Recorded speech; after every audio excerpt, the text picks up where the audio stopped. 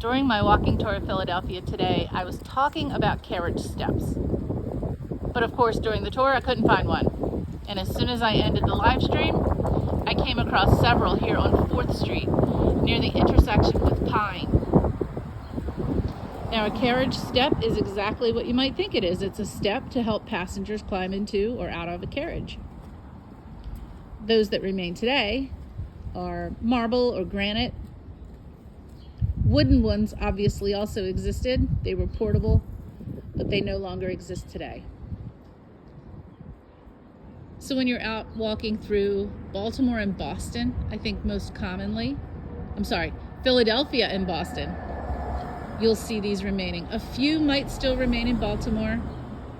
I know there's one in Burkittsville, Maryland.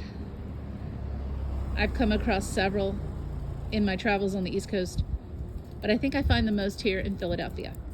So be careful when walking and crossing the street. Don't stumble on a carriage step.